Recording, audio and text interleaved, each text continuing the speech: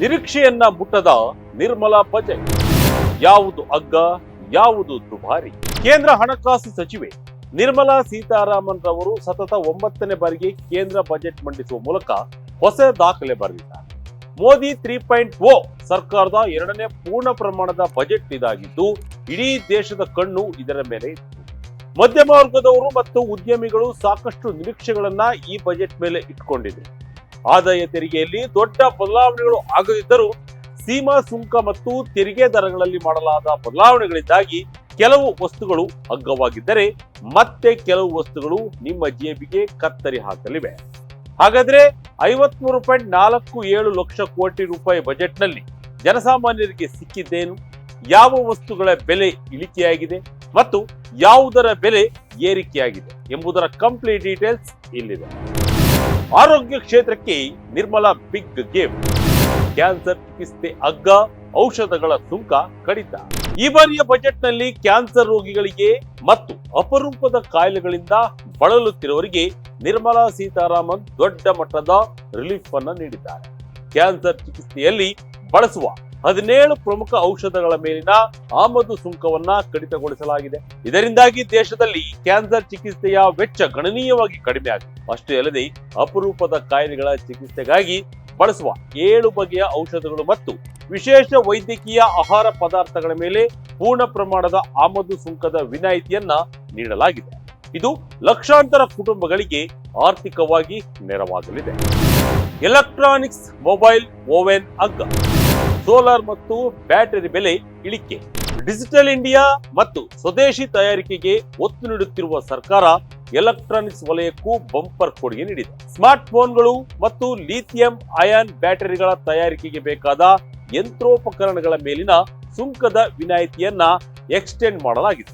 ಇದರಿಂದ ಸ್ಮಾರ್ಟ್ ಫೋನ್ಗಳ ಬೆಲೆ ಮತ್ತಷ್ಟು ಕಡಿಮೆಯಾಗುವ ಸಾಧ್ಯತೆ ಇದೆ. ಇನ್ನು ಮನೆಯಲ್ಲಿ ಅಡುಗೆಗೆ ಬಳಸುವ ಮೈಕ್ರೋವೇವ್ ಓವೆನ್ಗಳ ಬಿಡಿ ಭಾಗಗಳ ಮೇಲಿನ ಸುಂಕ ತೆಗೆದುಹಾಕಲಾಗಿರುವುದರಿಂದ ಅವುಗಳ ಬೆಲೆ ಇಳಿಕೆಯಾಗಿದೆ. ಪರಿಸರ ಸ್ನೇಹಿ ಇಂಧನಕ್ಕೆ ಉತ್ತೇಜನ ನೀಡುವ ನಿಟ್ಟಿನಲ್ಲಿ ಸೋಲಾರ್ ಗ್ಯಾಸ್ ತಯಾರಿಕೆಗೆ ಬಳಸುವ ಸೋಡಿಯಂ ಆಂಟಿಮೋನೆಟ್ ಮೇಲಿನ ಸುಂಕವನ್ನ 0 ಮಾಡಲಾಗಿದೆ. ಇದರಿಂದ ಸೋಲಾರ್ ಪ್ಯಾನೆಲ್ ಅಳವಡಿಕೆಗೆ ಈಗ ಮತ್ತಷ್ಟು ಅಗ್ಗವಾಗಿದೆ. ವಿಮಾನದ ಬಿಡಿಭಾಗಗಳ ಮೇಲಿನ ಸುಂಕವನ್ನ ಕಡಿಮೆ ಮಾಡಲಾಗಿದ್ದು, ವಿಮಾನದ ಬಿಡಿಭಾಗಗಳು ಕಡಿಮೆ ರೇಟ್ನಲ್ಲಿ ಸಿಗಲಿವೆ. ವಿದೇಶಿ ಪ್ರವಾಸ ಮಾಡುವವರಿಗೆ ಗುಡ್ ನ್ಯೂಸ್. ಪಾದರಕ್ಷೆ, ಚರ್ಮದ ವಸ್ತುಗಳು ಅಗ್ಗ.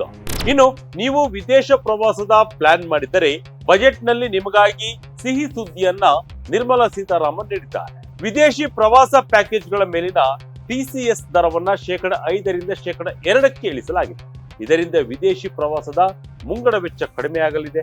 ಇದರ ಜೊತೆಗೆ ಶಿಕ್ಷಣ ಮತ್ತು ವೈದ್ಯಕೀಯ ಉದ್ದೇಶಗಳಿಗಾಗಿ ವಿದೇಶಕ್ಕೆ ಹಣ ವರ್ಗಾವಣೆ ಮಾಡುವ ಮೇಲಿನ TCS ಕೂಡ 5% 2% ಇಳಿಕೆಯಾಗಿದೆ. ಇನ್ನು ಬ್ರಾಂಡೆಡ್ ಶೂ ಮತ್ತು ಚರ್ಮದ ವಸ್ತುಗಳ ಪ್ರಿಯರಿಗೆ ನಿರ್ಮಲಾ ಸೀತಾರಾಮನ್ ಗುಡ್ ನ್ಯೂಸ್ ನೀಡಿದ್ರು. ಚರ್ಮದ ಪಾದರಕ್ಷೆಗಳ ತಯಾರಿಕೆಗೆ ಬೇಕಾದ ಕಚ್ಚಾ ವಸ್ತುಗಳ ಮೇಲಿನ ಸುಂಕವನ್ನ ಕಡಿತ ಮಾಡಲಾಗಿದೆ. ಇದಲ್ಲದೆ ಸಮುದ್ರಾಹಾರ ಮತ್ತು ಕ್ರೀಡಾ ಉಪಕರಣಗಳ ಬೆಲೆಯಲ್ಲೂ ಇಳಿಕೆಯಾಗುವ ನಿರೀಕ್ಷೆ ಇದೆ. ಯಾವುದು ದುಬಾರಿ, ಯಾವುದಕ್ಕೆ ಶಾಕ್? ಕೊಡೆ ಕಾಸ್ಟ್ಲಿ, ಸಿಗರೇಟ್, ಮದ್ಯದ ಬೆಲೆ ಏರಿಕೆ. ಇನ್ನು ಬಜೆಟ್ನಲ್ಲಿ ಎಲ್ಲವೂ ಅಗ್ಗವಾಗಿದೆ. ಕೆಲವು ವಸ್ತುಗಳ ಬೆಲೆ ಏರಿಕೆಯಾಗಿ ಸಾಮಾನ್ಯರಿಗೆ ಬಿಸಿ ಮುಟ್ಟಿಸಿದೆ.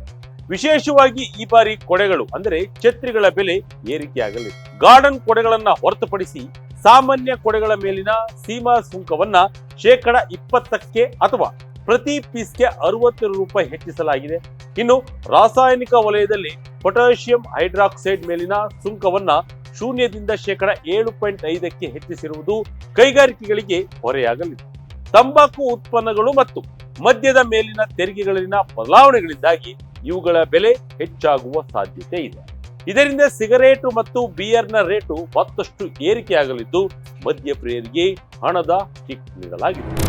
ಷೇರು ಮಾರುಕಟ್ಟೆಗೆ ತೆರಿಗೆಯ ಬಿಸಿ. ಮಾರುಕಟ್ಟೆಯಲ್ಲಿ ಭಾರಿ ಕುಸಿತ.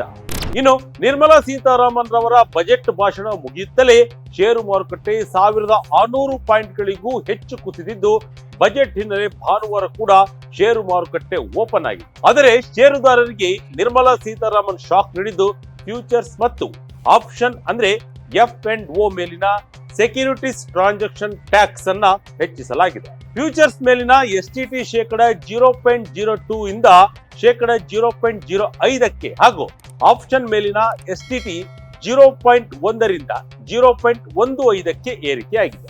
ಇದರಿಂದಾಗಿ ಪ್ರತಿದಿನ ಷೇರು ಮಾರುಕಟ್ಟೆಯಲ್ಲಿ ವಹಿವಾಟು ನಡೆಸುವ ಟ್ರೇಡರ್ಗಳಿಗೆ ಹೆಚ್ಚಿನ ತೆರಿಗೆಯು ಹೊರೆ ಬೀಳಲಿದೆ. ಇನ್ಫ್ರಾಸ್ಟ್ರಕ್ಚರ್ ಮತ್ತು ರೈಲ್ವೆಗೆ ಪೋಸ್ಟ್. ಬೆಂಗಳೂರಿಗೆ ಸಿಕ್ತು 2 ಹೈ ಸ್ಪೀಡ್ ರೈಲು. ಇದು ಏರಿಕೆ ಇಳಿಕೆ ಆಯಿತು. ಈಗ ಮೂಲಸೌಕರ್ಯದ ಕಡೆ ಬರೋಣ. ಮೂಲಸೌಕರ್ಯ ಅಭಿವೃದ್ಧಿಗೆ ಸರ್ಕಾರ 12.2 ಲಕ್ಷ ಕೋಟಿ ರೂಪಾಯಿಗಳನ್ನ ಮೀಸಲಿಟ್ಟಿದೆ. ಇದರಲ್ಲಿ ಕರ್ನಾಟಕಕ್ಕೆ ದೊಡ್ಡ ಲಾಭ ಸಿಕ್ಕಿದೆ. ಹೈದರಾಬಾದ್ ಬೆಂಗಳೂರು ಮತ್ತು ಚೆನ್ನೈ ಬೆಂಗಳೂರು ನಡುವೆ ಹೈ ಸ್ಪೀಡ್ ರೈಲು ನೆಟ್ವರ್ಕ್ ಸ್ಥಾಪಿಸಲು ಪ್ರಸ್ತಾಪಿಸಲಾಗಿದೆ. ಇದು ದಕ್ಷಿಣ ಭಾರತದ ಕನೆಕ್ಟಿವಿಟಿಯನ್ನ ಬದಲಿಸಲಿದೆ. ಇದರೊಂದಿಗೆ ನವಜಾತ ತಂತ್ರಜ್ಞಾನಗಳಾದ ಆರ್ಟಿಫಿಷಿಯಲ್ ಇಂಟೆಲಿಜೆನ್ಸ್ ಮತ್ತು ಸೆಮಿಕಂಡಕ್ಟರ್ ವಲಯಕ್ಕೆ 40,000 ಕೋಟಿ ರೂಪಾಯಿಗಳ ಬಜೆಟ್ ಮೀಸಲಾಗಿದ್ದು, ಭಾರತವನ್ನ ಜಾಗತಿಕ ತಂತ್ರಜ್ಞಾನದ ಹಬ್ ಆಗಿ ಮಾಡಲು ಯೋಜನೆ ರೂಪಿಸಲಾಗಿದೆ. ಮಹಾತ್ಮ ಗಾಂಧಿ ಗ್ರಾಮ ಸ್ವರಾಜ್ ಯೋಜನೆ ಗ್ರಾಮೀಣ ಉದ್ಯೋಗಕ್ಕೆ ಹೊಸ ರೂಪ. ಬಜೆಟ್ನಲ್ಲಿ ಮತ್ತೊಂದು ಪ್ರಮುಖ ಘೋಷಣೆ ಎಂದರೆ ಮಹಾತ್ಮ ಗಾಂಧಿ ಗ್ರಾಮ ಸ್ವರಾಜ್ ಯೋಜನೆ. ಇದು ಖಾದಿ, ಕೈಮಗ್ಗ ಮತ್ತು ಕರಕುಶಲ ವಸ್ತುಗಳಿಗೆ ಜಾಗತಿಕ ಮಾರುಕಟ್ಟೆ ಒದಗಿಸುವ ಕೆಲಸ ಮಾಡಲಿದೆ. ಇನ್ನು ವಿವಾದಕ್ಕೀಡಾಗಿದ್ದ ಮನರೇಗಾ ಹೆಸರನ್ನ ಬದಲಿಸಿ Viksit Bharat guarantee for employment and livelihood mission ಅಂದ್ರೆ ವಿಬಿಜಿರಾಮ್ಜಿ ಎಂದು ಮರುನಾಮಕರಣ ಮಾಡಲಾಗಿದೆ. ಇದು ಗ್ರಾಮೀಣ ಭಾಗದ ಜನರಿಗೆ ಉದ್ಯೋಗ ಭದ್ರತೆಯನ್ನ ನೀಡುವ ಉದ್ದೇಶ ಹೊಂದಿದೆ. ನರೇಗಾ ಯೋಜನೆಯ ಹೆಸರು ಬದಲಿಸಿದ್ದರಿಂದ ಭಾರೀ ವಿವಾದ ಸೃಷ್ಟಿಯಾಗಿತ್ತು. ಅದನ್ನ ಸರಿದೂಗಿಸುವ ಪ್ರಯತ್ನವನ್ನ ನಿರ್ಮಲಾ ಸೀತಾರಾಮನ್ ಮಾಡಿದ್ದಾರೆ. ಒಟ್ಟಿನಲ್ಲಿ 2026-27ರ ಬಜೆಟ್ ಮಿಕ್ಸಡ್ ಆಗಿದೆ. ಒಂದು ಕಡೆ ಕ್ಯಾನ್ಸರ್ ನಂತಹ ರೋಗಗಳ ಔಷಧ ಮತ್ತು ಎಲೆಕ್ಟ್ರಾನಿಕ್ ವಸ್ತುಗಳ ಬೆಲೆ ಇಳಿಸಿ ಗ್ರಾಹಕರಿಗೆ ಸಮಾಧಾನ ನೀಡಿದರೆ, ಇನ್ನೊಂದೆಡೆ ಷೇರು ಮಾರುಕಟ್ಟೆ ಹೂಡಿಕೆದಾರರಿಗೆ ತೆರಿಗೆಯ ಹೊರೆ ಹಾಕಲಾಗಿದೆ. ಆದಾಯ ತೆರಿಗೆದಾರರಿಗೆ ಈ ಬಾರಿ ಯಾವುದೇ ದೊಡ್ಡ ವಿನಾಯಿತಿ ಸಿಗದಿರುವುದು ಸ್ವಲ್ಪ ನಿರಾಸೆ ಮೂಡಿಸಿದೆ. ಆದರೆ ಮೂಲಸೌಕರ್ಯ ಮತ್ತು ಹೈ ಸ್ಪೀಡ್ ರೈಲುಗಳ ಘೋಷಣೆ ದೇಶದ ಆರ್ಥಿಕ ಬೆಳವಣಿಗೆಗೆ ವೇಗ ನೀಡುವ ನಿರೀಕ್ಷೆ ಇದೆ. ನೋಡೋಣ ಮುಂದೆ ಏನಾಗುತ್ತೆ ಅಂತ.